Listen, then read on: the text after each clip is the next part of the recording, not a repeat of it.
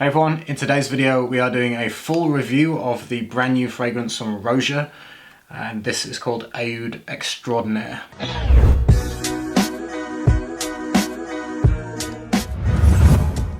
So I purchased on the website a sample of the latest release. It comes in a little kind of slidey box like this, and yeah, there's your little sample. So I have been testing it out this week and I'm going to let you know my thoughts. I'm going to spray it on my hand just to remind myself of the initial kind of blast. Let me start by reading you the notes and then we'll get into it. So the official notes for this: bergamot, mandarin, grapefruit, apple, pear, mango, peach, plum, pineapple, lily of the valley, geranium and orange blossom with red rose, jasmine, heliotrope, cyclamen, vetiver, dry woods, oud, amber, candy floss, toffee, vanilla, leather, cashmeran and musks. The very first blast you do notice the sweetness in this. I think the introduction you do get a little bit of that ethyl maltol, candy floss kind of red sugary vibe and a caramel note. The fruits in this are, I mean, there's a lot of different fruits in this, and when you read the note list, you kind of go, doesn't sound like they would mix very well. It's just an odd kind of mixture of fruits in here. Basically, every fruit that exists in perfumery seems to be added in this. But yeah, it's not specific. I mean, it's vaguely fruity, but I mean, you know, it's difficult to say, yeah, I definitely smell this, or this. It's not like that. You just get a generalized kind of fruity vibe with this background of sugary, warm sweetness. Again, a mixture of ethyl maltol and caramel. I would say the toffee caramel note is the strongest of the two notes there. Very difficult to pick out any individual fruits in my opinion. You just get a vague sense of fruitiness. I mean, I'm sure there'll be people that will look at the notes and go, oh yeah, I'm smelling exactly this particular fruit. But if that fruit wasn't listed in the note breakdown, I doubt they would say it. It's that kind of thing. It's like a subliminal, you see a certain note like pineapple and you go, yeah, I can smell pineapple, but if it wasn't ever listed, you probably wouldn't have said pineapple. It's that kind of thing. It's more like you see it and you go, oh yeah, I get that. I don't feel like a random person on the street is gonna say any of these particular fruits, to be honest. The initial opening is mass appealing. It's not particularly unique. I would say it's not groundbreaking. For me, it's okay. The quality isn't that great, to be honest. I mean, it smells quite average. In terms of quality, this could easily pass in something like a Parfums de Marly launch, for example. I could easily see it in a Parfums de Marly brand, just, you know, that kind of level of fragrance.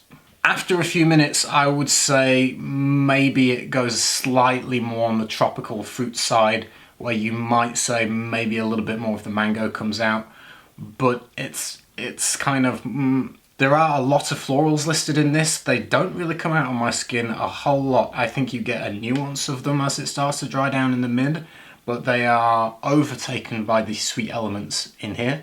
I would say definitely it's more of a caramel, toffee, vanilla accord that is the main center of the whole fragrance. Again, the florals really aren't pushing on my skin a whole lot. I'm struggling to pick those out in any meaningful way. I think you get hints of a light kind of, a little bit of a white floral thing going on, maybe a little bit of that kind of lily accord coming through, but it's not, again, not heavy, not strong, and it's definitely overpowered by the sweet quality. For me, I would personally say, at least on my skin, the florals are minimum and subtle, and just a nuance behind that kind of sweet accord. At around the 3 hour mark, you do start to notice a very soft, smooth, I would say mellow, clean, soft, woody, light note behind the sweetness. That is the same smelling oud accord that is in all of the Roja fragrances. It's this kind of generic, very pale, very smooth, bland kind of vague woody quality that's not, it doesn't have any character or oomph to it. It's just a very neutral, soft kind of woody accord that comes through, that's very smooth, mellow. Again, not much characteristic for an oud, but it's definitely not an oud scented or oud focused fragrance. The oud notes, the woody accord in this, very mellow, very in the background. I don't really pick out leather in this. Leather is listed as a note. I don't get it. The cashmere note in this isn't hugely strong, but I think it just helps add a little bit to this kind of modern musky accord that it has going on. And it's just used in that way to kind of build on this kind of musky quality that the fragrance has. Although it sounds quite sweet with, I said, like the main accord being a toffee note, toffee vanilla note, it's actually, I'm not sure I would really describe it as a gourmand. It doesn't smell edible to me. It doesn't quite smell edible. I guess it's in that direction of gourmand, but it doesn't smell like food. I would describe the dry down as a mixture of the toffee vanilla mixture. So I get a kind of more of a vanillin, to be honest, a vanillin sweet vanilla note mixed with this kind of toffee note combined together with a slight sense of muskiness. And that's basically the dry down with this faint pale kind of woody quality behind it, until eventually you are just left with this vanillic toffee accord until it just disappears. There is another Roja Aoud fragrance that used candy floss. It doesn't smell similar in my opinion, they are quite different. And that candy floss note was more pronounced and noticeable. This one is secondary to the toffee note in my opinion. Toffee vanilla is more prominent. The ethyl maltol does add a warm, sweet quality, but it's behind the toffee accord. Moving on to performance for this, I would say that the projection and sillage is very soft on my skin. I mean, I've just applied it to my hand. I have to be here to be able to smell it within, what, 5 minutes of spraying it.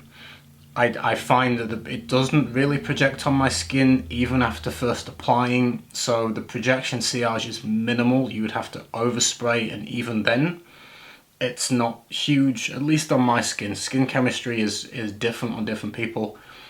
You might have better luck, but I am not picking it up until I'm like nose to skin. At 3 hours, I would say absolutely a skin sense. There's no chance of any kind of sillage in my opinion. At least in my experience, it's completely flat. I have to be like, you know, like this to smell it at 3 hours. And I would cap the longevity at around 7 hours on my skin.